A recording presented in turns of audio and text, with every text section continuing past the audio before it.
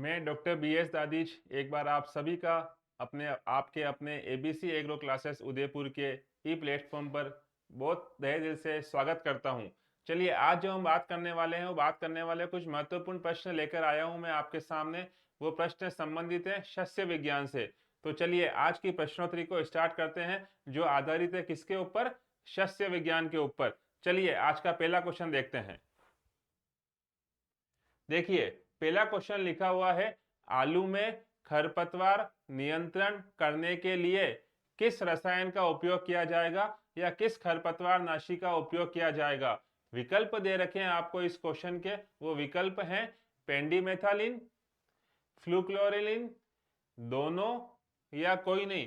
तो याद रखिएगा, जब भी आप आलू में किसी खरपतवार नाशी का उपयोग करेंगे तो उसमें आप पेंडीमेथिलिन का भी उपयोग कर सकते हैं और साथ साथ उसमें फ्लूक्लोरिलिन का भी उपयोग कर सकते हैं। तो इस प्रश्न का जो आंसर हो जाएगा वो हो जाएगा दोनों। इसका मतलब आप पेंडीमेथिलिन का भी उपयोग कर सकते हो और साथ साथ आप फ्लूक्लोरिलिन इसका भी उपयोग कर सकते हो। तो इस प्रश्न का आंसर क्या हो जाएगा? दोनों। देखिएगा नेक्स्ट क्वेश्चन। देखिए, नेक्स्ट क्वेश्चन लिखा हुआ है आपसे, अरहर केजेनस केजान, अरहर के अंदर होने वाला जो एक रोग है उकटा रोग, वो किस कारण से होता है? उसका रीजन क्या है? विकल्प दे रखे हैं आपको इस क्वेश्चन के। जीवाणु यानी बैक्टीरिया, विषाणु यानी वायरस, कवक यानी फंगस या सूत्रकृमि यानी निमेटोड। इन्हें क्या कहा जाता है? निमेटोड। निमेटोड। और यहाँ आपसे पूछा है कि अरहर के अंदर जो उकटा रोग है उसका रीजन क्या है? तो याद रखिएगा, अरहर में जो उकटा रोग है वो एक कवक के द्वारा होता है और उस कवक का नाम अगर आपसे कभी पूछ ले तो उसका नाम है फ्यूजेरियम। क्या नाम है उसका? Fusarium species. तो याद रखिएगा, अरहर केजेनस केजान में उकटा रोग का कारण क्या है? फंगस है। और अगर उसका नाम पूछ रहे हैं तो उसका आंसर हो जाएगा फ्यूजेरियम स्पीशीज। ठीक है, आगे देखते हैं। नेक्स्ट देखिए, यह प्रश्न बनता है कि नवीन मिट्टियां, जो न्यू सोयल है, नवीन मिट्टियों को किस नाम से जाना जाता है? और इस क्वेश्चन के विकल्प दे रखे हैं आपको, 4 विकल्प। वो इस प्रकार हैं, ऑक्सीजोल, हिस्टोसोल, इंसेप्टिसोल या एल्टिसोल। तो याद रखिएगा, वर्तमान की जो नवीन मिट्टियां जो भी डेवलप हो रही हैं उन सब मिट्टियों को मिलाकर इंसेप्टिसोल कहा जाता है। क्या कहा जाता है? इंसेप्टिसोल। याद रखिएगा आप इसको, इंसेप्टिसोल। तो अगर आपसे ऐसा क्वेश्चन कभी पूछ रहे कि नवीन मिट्टियों को किस नाम से जाना जाता है तो इस क्वेश्चन का आंसर क्या हो जाएगा? इंसेप्टिसोल। नेक्स्ट देखिए। नेक्स्ट देखिए, एक और इंपॉर्टेंट क्वेश्चन पूछा हुआ है आपसे, नीम केक, नीम की खली। जब आप नीम की खली का उपयोग खेत में करते हैं तो यह पूछा गया है कि बुआई से कितने दिन पहले आप इसका उपयोग करेंगे। जब आप खेत में सोइंग कर रहे हैं उसके कितना दिन पहले आप नीम केक का, नीम खली का उपयोग करेंगे? विकल्प दे रखे हैं आपको इस क्वेश्चन के, 30 दिन, 15 दिन, 45 दिन या 60 दिन। तो याद रखिएगा, जब भी आप नीम केक का खेत में प्रयोग करेंगे तो वो मिनिमम 15 दिन पहले करेंगे। तो इस क्वेश्चन का आंसर क्या होगा? हम नीम केक का उपयोग खेत में 15 दिन बुआई से पहले करेंगे। ठीक है, नेक्स्ट देखिएगा।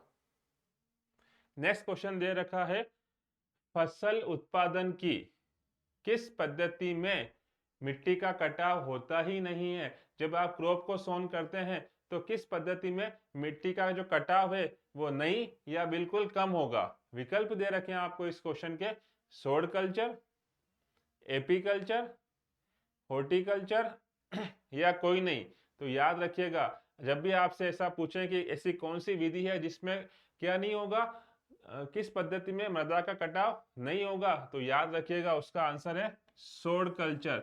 सोड कल्चर का मतलब होता है, जब भी आप फसल सोन करते हो, जब भी आप फसलों की बुआई करते हो तो साथ साथ उसमें घास का कवर भी लगाते हो। घास का कवर, जिससे क्या होता है? मिट्टी का कटाव न के बराबर होता है। तो अगर आपसे ऐसा पूछ लें कि किस विधि के अंदर मिट्टी का कटाव बिल्कुल नहीं होगा तो उसका आंसर क्या हो जाएगा? सोड कल्चर। याद रखिएगा इसको। नेक्स्ट देखते हैं। देखिएगा, एक इंपॉर्टेंट क्वेश्चन लिखा रखा है, आपके इसमें एग्रीकल्चर में बहुत सारे इक्विपमेंट काम आते हैं जो अलग अलग चीजों को ज्ञात करते हैं। यहाँ पे क्वेश्चन पूछा गया है कि वायु दाब का लगातार मापन किया जाता है। क्वेश्चन समझिएगा, यहाँ पूछा गया है वायु दाब का लगातार मापन किया जाता है। विकल्प दे रखे हैं आपको इसके, बेरोग्राफ, बेरोमीटर, एनीमोमीटर और कोई नहीं। तो ये देखिए, अगर सिंपल क्वेश्चन पूछा होता कि वायु दाब किससे नापते हैं तो उसका आंसर तो बेरोमीटर है, लेकिन यहाँ पे क्या पूछा हुआ है कि लगातार मापन करते हैं, लगातार उसकी वैल्यू फाइंड आउट करते हैं, तो उसका जो आंसर हो जाएगा वो हो जाएगा बेरोग्राफ। तो इस क्वेश्चन का आंसर क्या हो जाएगा, बेरोग्राफ। और अगर सिंपल आपसे पूछे कि वायु दाब का मापन किससे किया जाता है तो उसका आंसर क्या है, बेरोमीटर। नेक्स्ट देखिएगा, देखिए एक इंपोर्टेंट इंस्टीट्यूट लिखा हुआ है। मैंने आपको पहले ही बताया हुआ कि इंस्टीट्यूट पे प्रश्न बनता है कि किसी भी इंस्टीट्यूट का नाम दे दिया और उसका हेडक्वार्टर पूछ लिया। तो यहाँ पे पूछा हुआ है CTRI, इसका मतलब होता है सेंट्रल टोबैको रिसर्च इंस्टीट्यूट। और आपसे पूछा है इस सेंट्रल टोबैको रिसर्च इंस्टीट्यूट का हेडक्वार्टर कहाँ पर है, तंबाकू। तो इस क्वेश्चन का आंसर विकल्प दे रखे हैं आपको, कटक, राजमुंदरी, जयपुर या देहरादून। तो याद रखिएगा इस क्वेश्चन का आंसर है राजमुंदरी। राजमुंदरी में तंबाकू संबंधित अनुसंधान संपन्न होते हैं। तो इस क्वेश्चन का आंसर होगा राजमुंदरी। अगर आपसे कटक का पूछें तो बताया हुआ है आपको CRRI। देहरादून में एक इंपोर्टेंट इंस्टीट्यूट है जिसे कहा जाता है FRI, फॉरेस्ट रिसर्च इंस्टीट्यूट। तो ये भी आप याद रखिएगा, अगर आपसे कभी FRI का पूछ लें तो इस क्वेश्चन का आंसर क्या हो जाएगा, देहरादून। और जो प्रश्न यहाँ पूछा हुआ है CTRI, उसका आंसर क्या हो जाएगा, राजमुंदरी। नेक्स्ट देखिएगा, देखिए सोयाबीन ग्लाइसिन मैक्स, सोयाबीन के प्रमाणित बीज की पृथक्करण दूरी, प्रमाणित बीज में सर्टिफाइड, सर्टिफाइड सीड, इसकी आइसोलेशन डिस्टेंस, पृथक्करण दूरी कितनी रखी जाती है। विकल्प दे रखे हैं आपको, 5 मीटर, 10 मीटर, 20 मीटर या 3 मीटर। तो याद रखिएगा सोयाबीन में प्रमाणित बीज की पृथक्करण दूरी 3 मीटर रखी जाती है। तो इसका आंसर क्या हो जाएगा, 3 मीटर। सोयाबीन का वानस्पतिक नाम होता है ग्लाइसिन मैक्स और इसकी पृथक्करण दूरी का पूछा है कौन से बीज का, प्रमाणित बीज का। तो इसका आंसर क्या हो जाएगा, 3 मीटर। नेक्स्ट देखिएगा, देखिए एक नाम दे रखा है आपके सामने, वो नाम लिखा हुआ है समेकित उर्वरक प्रबंधन, इंटीग्रेटेड फर्टिलाइजर मैनेजमेंट में अगर आप उसका उपयोग करते हो तो उससे केमिकल फर्टिलाइजर्स की कितनी % तक कमी हो जाएगी। अगर आप समेकित प्रबंधन का यूज करोगे तो उसमें फर्टिलाइजर का उपयोग कितना % तक कम हो जाता है। विकल्प दे रखे हैं आपको इस क्वेश्चन के, 20%, 30%, 40% या 60%।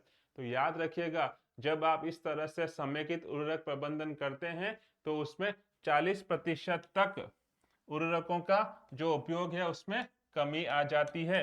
तो इस क्वेश्चन का आंसर क्या हो जाएगा, 40% तक। नेक्स्ट देखिएगा, देखिए एक उर्वरक का नाम लिखा हुआ है MOP, जिसे हम बोलते हैं म्यूरेट ऑफ पोटाश। क्या कहा जाता है, म्यूरेट ऑफ पोटाश। और आपसे पूछा गया है MOP में पोटाश कितना % होता है। विकल्प दे रखे हैं आपको इस प्रश्न के, 50%, 60%, 48% या 82%। तो याद रखिएगा म्यूरेट ऑफ पोटाश, जिसे हम पोटेशियम क्लोराइड भी कहते हैं, उसमें 60% तक पोटाश पाया जाता है।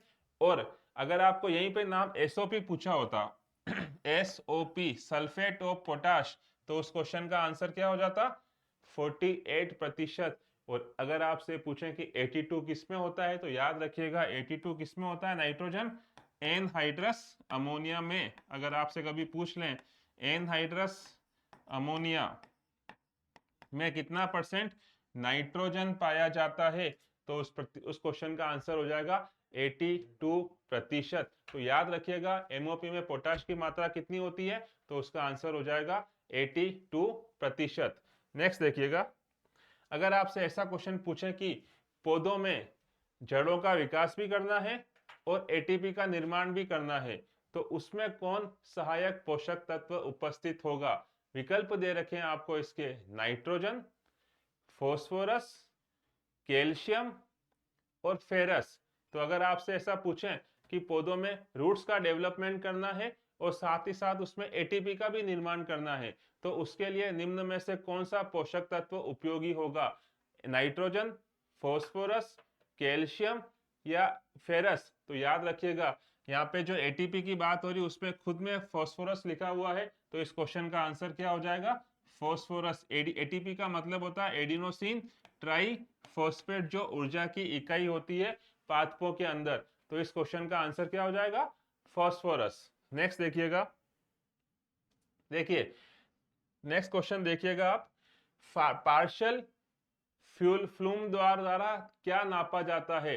पार्शियल फ्लूम द्वारा किसकी मेजरमेंट की जाती है? विकल्प दे रखे हैं आपको इसके, वर्षा जल की मात्रा, सिंचाई जल की मात्रा, जल उपयोग क्षमता या सभी?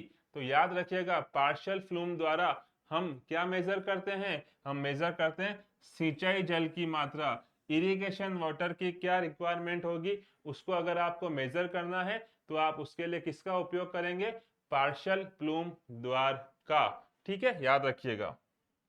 नेक्स्ट देखिएगा, भारत के अंदर, इंडिया में लेंटाना कैमरा जो एक वीड है, लेंटाना कैमरा किस देश का आयातित खरपतवार है? मतलब किस देश से अपने यहाँ पे वो आया है? विकल्प दे रखे हैं आपको इस क्वेश्चन के, श्रीलंका, मैक्सिको, अमेरिका या चाइना? तो याद रखिएगा, ये जो लेंटाना कैमरा वीड है वो अपने यहाँ पे आया है कहां से? मैक्सिको से। तो याद रखिएगा, अगर आपसे लेंटाना कैमरा का पूछ लें कि किस देश का आयातित खरपतवार है, तो उस क्वेश्चन का आंसर क्या हो जाएगा? मैक्सिको। नेक्स्ट देखिएगा, देखिए ये तो आप जानते हैं, टिक्का रोग। टिक्का रोग किस फसल से संबंधित है? विकल्प दे रखे हैं आपको, मूंगफली, कपास, धान या मक्का? तो ये तो आप जानते हैं कि टिक्का रोग का संबंध किससे होता है? मूंगफली से होता है। टिक्का रोग मुख्य रूप से किस फसल में होता है? मूंगफली में होता है। और अगर आपसे स्पीशीज पूछ लें तो सर्कोस्पोरा, याद रखिएगा, सर्कोस्पोरा, अरेचिडिकोला, सर्कोस्पोरा अरेचिडिकोला। अगर आपसे ऐसा क्वेश्चन पूछ लें कि टिक्का रोग किसके कारण से होता है, तो उसका आंसर है सर्कोस्पोरा अरेचिडिकोला। और होता किस में है? उसका आंसर है मूंगफली में। नेक्स्ट देखिएगा, देखिए निम्न में से वायु शरण का प्रकार, जब भी हम शरण की बात करते हैं तो हम बोलते हैं मृदा का एक स्थान से पृथक्करण और परिवहन होना शरण कहलाता है। ये दो तरह से होता है, हवा के द्वारा भी होता है और पानी के द्वारा भी होता है। यहाँ पूछा गया है आपको कि वायु के द्वारा जो शरण हो रहा है वो उसका प्रकार क्या क्या है? नाम दे रखे हैं आपको, उच्छलन, निलंबन, सतह निर्माण या सभी? तो आप जानते हैं वायु शरण के तीन ही प्रकार होते हैं, वो तीनों लिखे हुए हैं आपके सामने, उच्छलन भी है, निलंबन भी है और सतह निर्माण भी है। तो इस क्वेश्चन का आंसर हो जाएगा सभी। और अगर इन तीनों में से ऐसा पूछें भार की दृष्टि से सबसे ज्यादा होने वाला वायु शरण, तो याद रखिएगा वो आंसर हो जाएगा उच्छलन। ये होता है 50 से 75% तक। कौन सा वाला होता है? उच्छलन, जिसे सोल्टेशन कहा जाता है, साल्टेशन कहा जाता है। नेक्स्ट देखिएगा, देखिए निम्न में से संकरी पत्ती वाले खरपतवार, खरपतवारों का एक महत्वपूर्ण क्लासिफिकेशन है, महत्वपूर्ण वर्गीकरण है कि चौड़ी पत्ती वाले खरपतवार और संकरी पत्ती वाले खरपतवार। तो यहाँ पे आपको पूछा गया है संकरी पत्ती वाले खरपतवार कौन कौन से हैं? विकल्प दे रखे हैं आपको, मोथा, दूबघास, प्याजी या सभी? तो याद रखिएगा, ये तीनों के तीनों उदाहरण जो किस चीज के हैं? संकरी पत्ती वाले खरपतवार है, नैरो लीफ वीड है। इनका आंसर हो जाएगा सभी। इट मींस मोथा, दूबघास, प्याजी, ये सब के सब संकरी पत्ती वाले खरपतवार हैं। नेक्स्ट देखिएगा, देखिए थायोयूरिया, एक इंपॉर्टेंट प्रश्न बनता है कि थायोयूरिया में नाइट्रोजन की मात्रा कितनी होती है? विकल्प दे रखे हैं आपको इस क्वेश्चन के, 31, 36.8, 54% या 60%? तो याद रखिएगा, अगर कभी भी आपको थायोयूरिया में नाइट्रोजन की मात्रा पूछ लें तो उस क्वेश्चन का आंसर होगा हमेशा 36.8%। थायोयूरिया में नाइट्रोजन की जो मात्रा होती है वो 36.8% होती है। नेक्स्ट देखिएगा, देखिए डिबलर एक इक्विपमेंट है, डिबलर एक उपकरण है। यहाँ पूछा गया है कि अगर आप डिबलर के थ्रू बीज बोते हो तो उसकी बीज दर क्या हो जाएगी। विकल्प दे रखे हैं आपको 25 से 30 KG per hectare, 15 KG per hectare, 40 KG per hectare या 60 केजी पर हेक्टेयर। तो याद रखिएगा, डिबलर मशीन के थ्रू जब आप बीज को बुआई करते हो तो उसकी जो सीड रेट रखी जाती है वो रखते हैं हम 25 से 30 केजी प्रति हेक्टेयर। तो याद रखिएगा, डिबलर का जब हम उपयोग करेंगे तो उसकी सीड रेट याद रखिएगा 25 से 30% तक उपयोग में ली जाती है। नेक्स्ट देखिएगा, देखिए मिलेट फसल आपके कोर्स में है, मिलेट फसल में कौन सी फसलों को शामिल किया गया है। विकल्प दे रखे हैं आपको ज्वार, बाजरा, मक्का या सभी। तो याद रखिएगा, ज्वार भी मिलेट है, बाजरा भी मिलेट है, मक्का भी मिलेट है। इस कारण से इस क्वेश्चन का आंसर क्या हो जाएगा, सभी। इट मींस मिलेट फसलों में ज्वार भी आता है, बाजरा भी आता है, मक्का भी आता है, और इस कारण से इस क्वेश्चन का आंसर क्या हो जाएगा, सभी। तो देखिए, आज हमने जो महत्वपूर्ण प्रश्नों की बात करी वो सारे के सारे प्रश्न बहुत इंपॉर्टेंट है। इसी तरह के रेगुलर प्रश्न सीरीज प्राप्त करने के लिए आप जुड़े रहिए आपके अपने एबीसी एग्रो क्लासेस उदयपुर परिवार के साथ। बहुत बहुत धन्यवाद आप सभी का।